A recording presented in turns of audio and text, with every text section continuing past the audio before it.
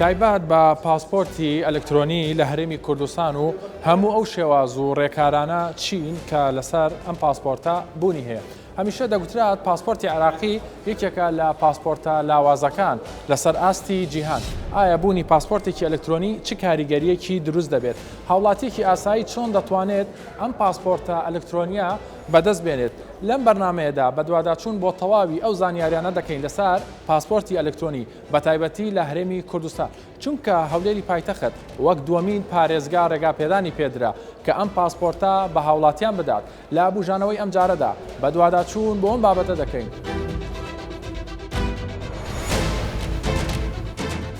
یەکەمین جارە لە عێراق کار بە پاسەپۆرتێکی نوێ دەکرێت کە هاوڵاتیان دەتوانن بە شێوەیەکی ئۆنلاین و لە ڕێگای ئەپلیکیشنێکەوە ناوی خۆیان تۆمار بکەن و دواتر لە ماوەی یەک ڕۆژدا سەرجەم مامەڵەکەیان تەواو بکرێت و هاوڵاتیان لە هەمان ڕۆژدا ببنە خاوەن پاسەپۆرتێکی نوێی ئەلکترۆنی.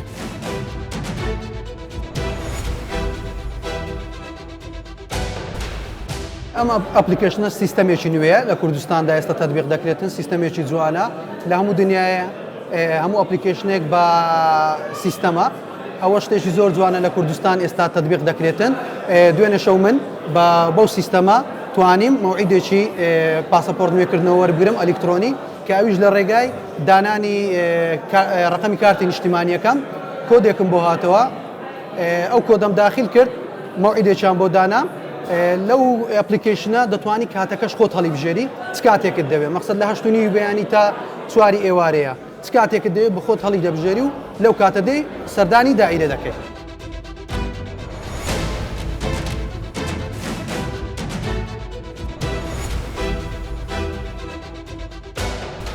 ئەومان لە ماڵەوە لە ئەپلیکیشن پڕۆوەکمان کرد، دوای ئەو سەردانی فەرمانگەکەمان کرد لە بەشێکی تر هە لە ناو فەرمانگەکە ئەو ڕێنمایانەی کە حکومەت داوای کردبوو هەمومان داوای لێمان کرد، پڕمان کردەوە. دوای دوو کاتژمێر لە بەشێکی تر لە فەرمانگەکە پاسپۆرتەکەمان وەرگرتەوە. سوپاسی حکومەتی هەرێمی کوردستانەکەم، هیوادارم هەموو جوگەکانی حکومەتی هەرێمی کوردستان بەو شێوازە بۆ سیستەمە بڕوات. سوپاسی وای سەرکەوتنیان بۆ پاس. پرۆسەی وەرگرتنی پاسەپۆرتی ئەلکترۆنی، دانانی نۆرە لە ئەپلیکیشنی جیاوازی سەفەری عێراقی ئەلکترۆنی، پێداویستی کارتی نیشتیمانی و کارتی زانیاری و ماستەرکارت یانیش ڤیزا کارت. پاسپۆرتە کۆنەکەی پێویستە ئەگەر مامەڵەکە بۆ نوێکردنەوەی پاسپۆرت بێت. وەرگرتنی پاسپۆرتی ئەلکترۆنی لە ماوەی 3 کاتژمێردا تەواو دەبێت. تێچووی پاسپۆرتی ئەلکترۆنی تەنها 91,000 دینارە. هەولێری پایتەخت وەک دووەمین پارێزگا لەسەر ئاستی عێراق دەستی بە مامەڵەکردنی پاسەپۆرتی ئەلکترۆنی کردووە. بەڕێوەبەری پاسەپۆرتی هەولێر ئاماژە بۆ دەکا.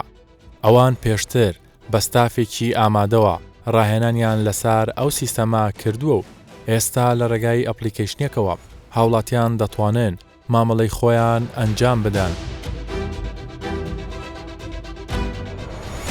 ئەم پاسپۆرتە ئەلکترۆنیە چییە؟ سەبارەت بە پاسەپۆرتی ئەلکترۆنی هەموو سیستەمەکە بە ئەلکترۆنی دەڕواتن. ئەوەش لەگەر کارنامەی حکومەتی هەرێم ینی دێتەوە کە هەموو مامەلاتی هەموو ئەو مامەلاتانی کە لە وەزارەتەکان یاخود لە فەرمانەکان دەڕوا بە ئەلکترۆنی بکرێ. خۆشبەختانە ئێستا ئێمەش لەسەر ئەو سیستەمە ئەلکترۆنیا دەڕۆین. بەڕێستان باسیەوەتان کرد ئێستا و پاسپۆرتە ئەلکترۆنیە دەردێنن بۆ هاوڵاتیان لە کاتێکە هاوڵاتێکی زۆر مامەڵەی پاسپۆرتە کۆنەکەی کردووە.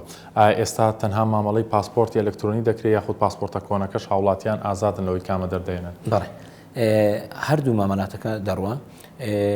ئێمە لە پاش بەغدای پایتەختی هەرێمی کوردستان کە هەولێر دووەم شارە کە لە مەکتەب یەک ئەو سیستەمە ئەلکترۆنیا کاری پێ دەکەین، بەڵام مەکتەبی دوو، مەکتەبی سێ، مەکتەبی چار کە دەڵێن مەکتەبی دوو ناو سنتەری شاری هەولێرە، مەکتەبی سێمان لە شاری سۆرانی خۆشەویستە و مەکتەبی چاریشمان لە کۆی خۆشەویستە. ئەوان سیستەمە کۆنەکە کار پێ دەکەن، لێرەش تەنها سیستەمە نوێیەکە کار پێ دەکەین. بۆ هاوڵاتیان کێشە نابێت یعنی مامەڵە بە هەردووشیان بکەن یاخود تەنها دەبێت بەم ئەلکترۆنیەک مامەڵە بکەن. هیچ کێشەیەک نییە و بەنسبەت پاسەپۆرتی ئەلکترۆنیش ئێمە پێویستمان بە مدەیەکی باش هەیە لەبەرەوەی لە عێراق تەنها لە شاری بەغداوە لە شاری هەولێر و ئەمڕۆژ جەنابی بەڕێوەبەری گشتی ڕێگەزنامەی گشتی بەغدا و ڕێگەزنامەی گشتی هەرێم لە شاری سلێمانی خۆشەویست ئەو سێم نووسینگە دەکەنەوە. ئەم پاسپۆرتە ئەلکترۆنیە چییە؟ جیاوازیەکەی چیە لەگەڵ پاسپۆرتە کۆنەکە؟ پاسەپۆرتە ئەلکترۆنیەکە مواصفاتی باشترە. ئەگەر تەماشای بکەین واضح بی ئەو پاسەپۆرتە ئەم پەڕیەکەمە دەخێنرێتەوە لە بەوابەی ئەلکترۆنی لە مەتاڕەکان کە بەوابەی ئەلکترۆنی هەیە هاوڵاتی کە دەچیتن پێویست ناکە سەردانی ئەفسەری پاسەپۆرتەکە لەو مەتاڕانەی کە بەوابەی ئەلکترۆنی تێدایە تەنها ناوەکەی لە بەوابەی ئەلکترۆنی دەداتن و دەچێتە ناو مەتاڕ. بەڵام لە سیستەمە کۆنەکە ئەو پەڕە ئەو مواصفاتینەوە. بەس ئەوەیە جیاکاریەکەی؟ نا پاسەپۆرتە نوێیەکە ناحیەی ئەمنی باشترە، ینی تەزویر ناکرێتن و یەک لەو هۆکارانەیە کە دەبێتە بەرەو پێشبردننی پاسەپۆرتی عێراقی لە دەوڵەتان کە حیسابی باشتری لە بۆ بکرێن. ئێستا هاوڵاتیان دەپرسن چۆن نۆرە سرە بگرن بۆ ئەم پاسپۆرتە ئەلکترۆنیە بۆ پێی کە پێم وابێ نرخەکەشی جیاوازە ئەگەر بەڕێستان بەرچاوڕوونی زیاتر بدەن بە هاوڵاتیان. پرسیارێکی باش بوو بەڕاستی ئەوڕۆ ئێمە تووشی هەندێک کێشە بووین، ینی هاوڵاتیان ڕاستەوخۆ دێنە مدیریەت ئەو ڕوودەبی داوامەکی زیادیان پێ بکەم هەتا ئەو خەڵکی بەڕەکەم، بەڵام داوا لە هاوڵاتیان دەکەم لەبەر ئەوەی ناتوانین ئەمە پێشوازیان بکەین ئەگەر هاتوو ئەجزا ئەلکترۆنیەکەیان نەبیت. نرخەکەی چەنە بە جیاوازی لەگەڵ پاسپۆرتە کۆنەکەیە؟ پاسەپۆرتە کۆنەکە نرخی 25,000 بوو و ئەو پاسەپۆرتە نوێیە نرخی 91,000. ڕوونکردنەوەیکی بدەم لە بۆ ئەو بڕەپارەیە شەریکاتە، ینی هاوڵاتیان خۆشەویستانی مە بزانن ئەو پارەی کە دەدرێتن لەو پاسەپۆرتەی هیچی ناچتە خەزینی حکوومەتی هەرێم، هەمووی دەگەڕێتەوە بۆ حکوومەتی عێراقی.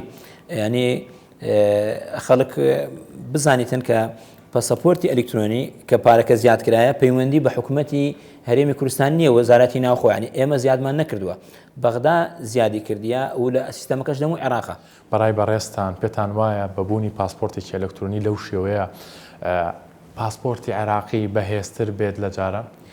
خۆی مەعیاری بەهێزبوونی پاسەپۆرت تەنها ئەو کارتە نییە، ڕاستی ینی ئەمە تەئسیری دەبیتن، بەڵام تەنها ئەو کارتە نییە، خۆی لایەنی اقتصادی، لایەنی سیاسی، مقابلە بالمثل ئەوانە قووەتی پاسەپۆرتەکەی دیاری دەکەن، نەک تەنها وەرەقەیەک، بەڵام ئەوەش تەئسیری خۆی دەبی لەبەر ئەوەی ناحیە سکیوریتیەکەی باشتر بێ. هیوادارین کە حکوومەتی عێراقی ینی ئەو خەتواتانە باوێک کە دەبێتە هۆی بەرەو پێشبردننی پاسەپۆرتی ئەلکترۆنیکەوە یەکەم خطوەیە، ئینشاڵڵا خطوەی تریش باوێندا هاوڵاتی عێراقی ینی زۆر ئەزیەت نەدرێ لە بۆ وەرگرتنی ڤیزا لە وڵاتان، هەموو ینی وەکو وڵاتانی تر بتوانین ڤیزا وەرگێ بە ئاسانی. دەبی خطواتی تریش حکوومەتی عێراقی باوێتن لە بۆ بەرەو پێشبردننی پاسەپۆرتی عێراقی. پاسپۆرتە کۆنەکە جاران لە ماوەی چەنددا دەردەهات و ئەم پاسپۆرتە ئەلکترۆنیش لە ماوەی چەنددا تەواو دەبێت؟ خۆی تەواوبوونی پاسەپۆرتەکە ینی مامەلەکە زوو تەواو دەبێت. ئێمە ئەو کێشەی نەبوونی دەفتەرمان هەیە، بەڕاستی ئەویش لە پەیوەندی بە حکوومەتی عێراقەوە هەیە کە ئەو دەفتەرە زۆر بێتن ئێمە زوو تەبع دەکەین و دەیدن بە هاوڵاتیان، بەڵام ئەگەر جار وایە لە بەغدا نارێن، بەڕاستی ئەو مدەیە کە هەبوو ینی زەختێکی زۆرمان لەسەر بووی هاوڵاتیان پاسەپۆرتە کۆنەکە دەفتەر نەبوو لە بەغدایش لە هەموو عێراق نەما بوو، ئەگەر ناخۆی 48 ساعت تا 36 ساعت پاسەپۆرتەکە دەبی بدرێتەوە هاوڵاتی ئەوی کۆنەکەش. سەبارەت بەو ئەو پاسەپۆرتە نوێی ئەوە مامەلەکەی کە لە مودەی 35 دقە تەواو دەبیتن، هەمان ڕۆژ دەدرێتەوە دەست خاوەن. جۆرەکانی پاسەپۆرتی عێراقی: پاسەپۆرتی دیبلۆماسی، پاسەپۆرتی تایبەت، پاسەپۆرتی خزمەت، پاسەپۆرتی ئاسایی. دەرهێنانی پاسەپۆرتی ئەلکترۆنی سیستەمێکی گشتیە و ڕاستەوخۆ ئەم سیستەمەی لە هەرێمی کوردستانەوە بەسراوەتەوە بەو سیستەمە گشتیەی لە عێراقدا هەیە ئەو مامەڵانی کە لە سیستەمەکەدا داغڵ دەکرێن ڕاستەوخۆ دەچنا و سیستەمەوە و دواتر پاسپۆرتەکانیان بۆ دێتەوە بەڵام داوا دەکرێت پێداویستی زیاتر بۆ بەڕێوەبەرایەتیەکانی دەرهێنانی پاسەپۆرت لە هەرێمی کوردستاندا زیاتر بکرێت و بۆ ئەوەی زۆرترین هاوڵاتی سوودمەند بن لەو ڕێگایەوە. هاوڵاتیەک ئەگەر ئێستا بێت مامەڵە بکات بۆ پاسپۆرتێکی ئەلکترۆنی چی پێویستە و ڕێکارەکانی چین؟ یەکەم خطوە بۆ هاوڵاتی پێویستە کە یەکەم ئەپلیکیشنی تایبەت بە جوازی ئلکترۆنی لە مۆبایلەکەی خۆی دابەزێنێ. یعنی ئەوە خطوە یەکەمێتی کە ئەپلیکیشنەکە دائەبەزێ کامل تاریخەکەی سەردانی دایرەی پاسپۆرت و وەرگرتنەوەکەی پێ ئەدا. کە سەردانی ئێمە ئەکا مەفروزە ئەو کەسە ویزەکارتی هەبێت و پارەی ناو ویزەکارتەکەی ئەبێ دیناری عێراقی بێت. ئەوە خطوە یەکەم مستەمسەکی. دووەم ئەبێ کارتی نیشتمانی هەبێت و کارتی زانیاری. ئەگەر پاسپۆرتی هەبوو پاسپۆرتە کەونەکەی ئەگەریش نەیبوو هەر کارتی زانیاری نیشتمانی لەگەڵ ویزەکارتەکەی کە دێتە دایرە ئیجراعاتەکان ئەکات. ئەگەر ئێمە سیستمەکە یعنی شەبەکەکەمان زۆر باش بێت لە ماوەی 35 خولەک معاملەکەی کۆتایی پێدێت. ئەو ئیجراعاتانە چییە کە دەکرێت؟ ئەو ڕێنمایی و تعلیماتانە چییە؟ ینی چه پشکنینێکی بۆ دەکرێت چییە؟ یەکەم خطوە کە دێتە لای ئێمە معلوماتی کارتی نیشتمانی و پاسپۆرتەکەی لە جیهاز ئەدەین کە معلوماتەکە مطابق بوو لەگەڵ مستەمسکاتەکەی یەکسەر ئەچینە خطوەی دوایەوە. خطوەی دوای ئەوە بەسمەی دەستی وەرەگیرێ، بەسمەی چاوی وەرەگیرێ، ڕسمی وەرەگیرێ کە دوای ئەوە تەواو بوو ئێمە یەکسەر ئەینێرینە حساباتیش تەبعەن ئیجراعاتی تایبەت بەخۆی هەیە. ویزەکارتەکەی ئەبێ لە حسابات دانا. دوای ئەوە کە حساباتەکەی تەواو بوو لە ئەسنای معاملەکە کە ئەیکا یەکسەر کە ڕقەمی تەلەفۆنی وەرئەگیرێ یەک دانە کۆد یەکسەر دێتە ناو مۆبایلەکەی ئەبێ متابعەی کۆدەکەی بکات. لە ئەو کۆدە ئاگدارەکرێتەوە کە هەر کاتێ پاسپۆرتی تەواو بووە ئەبێ بڕوا پاسپۆرتەکەی وەرگێتەوە. تایبەت بەوەی کە ئەم سیستەمە چۆن باشتر بکرێت ئایا سیستەمەکە لە لای ئێوەیە یاخود ئێوەش بەسراونەتەوە بە بەغداوە؟ بەڵێ هەمومان نەزانین کە کابینەی نوێیان هەموو هەوڵ و هاوکاری ئەوەیە کە هەموو بکاتی سیستمێکی ئلکترۆنی. بۆ نمونە کە ئێمە لێرە سیستمی ئیجازاتی خۆمان ئلکترۆنیە هەموو شەبەکەکە لە لای خۆمانە. یعنی تۆ هەر نەقسێکت هەبێ یەکسەر ئەتوانین نەقسەکە لە لای خۆت جێبەجێ بکەیت. بەڵام بە نسبەتی پاسپۆرت کە خۆی مستەمسەکێکی سیادیە تابعی حکوومەتی مەرکەزیە و ئەو سیستمی ئلکترۆنیشە کە ئێستا لە جوازات جێبەجێ ئەکرێت تابع بە حکوومەتی مەرکەزیە. پابندن بەو ئەپلیکیشنەوە هاوڵاتیان لە کاتی خۆیان دێت ئەو کاژمێرێکی خۆی هەڵی بژاردوو دێ مامەڵەی خۆی دەکات و هەمان ڕۆژ پاسپۆرت وەرەگرێت. یعنی لە دوێنێوە کە پاسپۆرتی ئلکترۆنی لە نووسینگەی یەک افتتاح کرا لە دوێنێوە ئەو ئەپلیکیشنە لە دوێنێشەوە یعنی پێم وایە لە کۆتاییشەوە لە سعات یەکی شەو ئەپلیکیشنەکە بە ئیش کراوە. هاوڵاتی لەمە دووە ئەبێ لە ماڵی خۆی لە ڕێگەی مۆبایلەکەی خۆی ئەپلیکیشن دابەزێنێ و ئەو معلوماتە کە لە حجزی ئلکترۆنیەکە دێتە ناو مۆبایلی بەپێی ئەو معلوماتە ئێمە لە جوازات معاملەی لەگەڵەکەی. بەڕستان باسیەوەتان کرد دەبێت کۆمەڵە پێداویستی ترتان بۆ دابین کرێت و ئەو شەبەکەی کە پێوەی بەسراوە زەختێکی زۆری لەسرە. ئێوە ئەمانەی کە بۆتان دابین کراوە کیفایەتە بۆ پارێزگای هەولێریا خۆ دەبێت گەورەتر بکرێ و چی بکرێ بۆی ئەم پرۆسەیە ئەم بە ئەلکترۆنیە بەردەوام بێت؟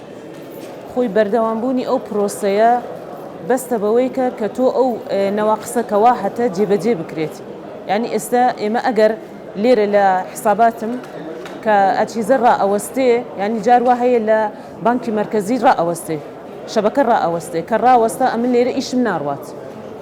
ئەگەر لە هەرێمی کوردستان بێ ئیشەکەی من باشتر ئەڕوات. لە لای ئێوە هیچ کێشەیەک نییە؟ لە لای ئێمە هیچ کێشەیەک نییە بەس نەقسی ئەو ئەچیزانەیە.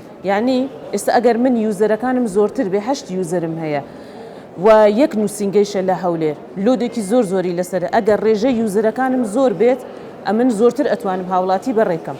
باشە وەکەوەی کە لەم ماوەکەمەیە مەکراوەتەوە هاوڵاتیان چۆنە دێن بەرەو پیری ئەم سیستەمەوە پێیان باشە؟ بەڵێ ڕێژەیەکی زۆر یعنی لە دوێنێەوە کە ئێلان کراوە کە دوێنێش هەر ئەپلیکیشنەکە بە ئیش نەکەوت بوو خەڵکێکی زۆر هات یعنی ئێمە تا ئێوارە لێرە بووین تا آخر مراجع بەڕێمان کرد و ئەو ڕۆژ ڕێژەکە زۆرتر بووە. یعنی ئەوڕۆ دوو سرم هەیە خەڵک هەیە حجزی ئلکترۆنی کردووە و خەڵک هەیە حجزێکی احتیادیە. تایبەتمەندیەکانی پاسەپۆرتی ئەلکترۆنی پاسەپۆرتێکی کاغەزیە سیمکارتێکی تێدایە کە زانیاری کەسی لە خۆ دەگرێت. پاسەپۆرتەکە هاتوچۆی خاوەنددارەکەی ئاسان دەکات. لە ڕێگای دەرگای ئەلکترۆنیەوە کاروبارەکانی ناو فڕۆکەخانە دەتوانی ئەنجام بدەیت. وێنەی ئەلکترۆنی کەسەکە لەسەر پاسپۆرتەکە دەبێت. پاسەپۆرتی ئەلکترۆنی جۆری ئاسایی دەتوانێت لە دەرەوەی وڵاتیش بەدەست بهێنرێت. ئەم پاسەپۆرتە ئاساییە دەتوانرێت داوا بکرێت و بگەێنرێتە بەر دەرگای ماڵەکان. لە ساڵی 1924 یەکەمین یاسای ڕێخستنی ڕێگەزنامەی عێراق دانرابوو. تا ئێستا چەندین جار گۆڕانکاری بەسار ئەو پاسپۆرتەدا هاتووە، بەڵام ئەمە یەکەمین جارە بەم شێوازە عێراق پاسپۆرتی لەو شێوەیە دروست بکات و بە جۆرێک گۆڕانکاری زۆر بەسەر ئەو پاسپۆرتەدا هاتووە. دوایین باش بۆ وەرگرتنەوەی پاسپۆرتی ئەلکترۆنی لەلای ئێوەیە، لەلای ئێوە ڕێکارەکان چۆنە؟ ڕێکارەکان کاتی کە پەنجەمۆری تەواو بوو هاوڵاتیەک پەنجەمۆری تەواو پاشەوەی کە موافقەی هاتەوە لە بەغدا ئۆتۆماتیکیان دەستە ناو سیستەمی تەبع کە تەبع کرا دانەوە بەشی دانەوەی پاسپۆرت ئەو هاوڵاتی کە تەواو بووە جوازەکەی ناوی لە سکان دەکەین داخلی سیستەمی دەکەین و دێتەوە شخصەکە ناوی لە سیستەم دەنووسین و ئەو کاتی کە تەواو بووە پاسپۆرتەکەی پەنجەمۆرە ئەو بەسمانێکە وەرمانگرتیە ئەو یان چاو لێزەری چاوە یانش بەسمەکانی پەنجەی وەردەگیرێت و دەدەینەوە هاوڵاتێکە هەر ئەوەندەیە لای مەش. جاران بەس لە ڕێی پەنجەمۆرەوە مەسەلەن دەست ئارەقی دەکردەوە نازانم چۆن بوو ئێستا بەدیلێکی تر هاتوو بۆم پاسپۆرت پێش فینگەر یەک پەنجەما وەردەگرت ئێستا ئۆتۆماتیکیان دەبێت هەر دە پەنجە وەربگیرێتن لێزەری چای وەربگرین هەر ئێستا کێشەمان نییە لەوەی کە ناتوانین ئەو شخصە بە یەک پەنجەمۆری وەربگیرێتن یان دەرناچێت و ئەو حالەتەمان نەمایە هەر پەنجەچی هەر شخص هەر لە پەنجەکان کام پەنجەی دەربچی ئۆتۆماتیکیان لە سیستەم دەڵێ ئەوە ئەو جوازەی ئەو شخصەیە و کێشەی نابی. ئەم پاسپۆرتێک کە بەدەستی بەڕێستانەوەی چ جیاوازیەکی هەیە لە ڕووی بەرگەوە لە ڕووی بەرگەکردنەوە لەگەڵ پاسپۆرتە کۆنەکەیە؟ زۆر جیاوازێکی باشی هەیە لە ڕووی کوالێتەوە زۆر باشە ئەو پاسپۆرتە کوالێتەکەی بەرزترە وەکو سیم کارتە هەر وەکەیە معلوماتێکە بیتن بە سوورەقەید و کارتزانیاری بەکاردێنێن بە هیچ شێوەیەک فۆرم و فایل و ئەوانەمان نییە. بە سیستەم دەڕواتن و خۆی لە ناو مۆبایلەکەی سیستەمەکەی داخل دەکاتن و هەر معلوماتە چ هەبیتن وەکو ئەمە سیمی هەیە سیم کارتەکەیە معلوماتەکەی تێدایە خۆی تەوقیعەکە دەکاتنەوە لە ناو ئەو تەوقیعی کە لە پەنجەمۆرەکە کرایە ئۆتۆماتیکیان دێتە سەر جوازیشی و ناتوانێت بە هیچ شێوەیەک تەزویرات توشی تێ بکرێتن چکە هەمووی سیستەمە لە ڕووی بەرگەکردنی سووتان و شتن و ئەمانە بەڵێ کوالێتێکی زۆر بەرزی هەیە جیاوازێکی زۆری هەیە لەگەڵ جیاوازی کۆن. کاتی تەوابوونی پاسپۆرتەکە دەڵێن لە ماوەی ڕۆژێکە تەواوبێ ئایا کاژمێرێک دیاریکراوە یا ئێوە وابەستن بە سیستەمەکەەوە ئەگەر سیستەمەکە بە تەواتی کارکە لە ماوەی چەندێکە هاوڵاتی دەتوانێت پاسپۆرتەکەی وەرگێتەوە؟ ئەو سیستەمێکە ئێستا هەمانە ئۆتۆماتیکیان 2 ساعت و نیو موافقەی دێتەوە دەبێتە جیاوازوش هاوڵاتیەکە دەتوانی وەری بگرێتەوە هیچ کێشەی نییە. ئۆتۆماتیکیان کە پەنجەمۆری کردو 2 ساعت و نیو دەوێتن دەتوانین جیاوازەکەی وەربگرێتەوە کێشەی نییە. ڕیزبەندی خراپترین پاسپۆرتەکانی جیهان ئەفغانستان، عێراق، سووریا، پاکستان، یەمەن، سۆماڵ، نیپاڵ، فەڵەستین، کۆریای باکوور، کۆنگۆ، لوبنان، سوودان، ئێران. باشترین پاسپۆرتی وڵاتان لە جیهاندا ژاپۆن، سنگاپور، کۆریای باشوور، ئەڵمانیا، ئیسپانیا، فینلەندا، ئیتالیا، لۆسمبۆرگ، نەمسا، دانیمارک، هۆڵندا، سوید، فەڕەنسا، بەریتانیا، بەلجیکا، نەرویج، سویسرا، ئەمریکا، ئوستورالیا و کەنەدا.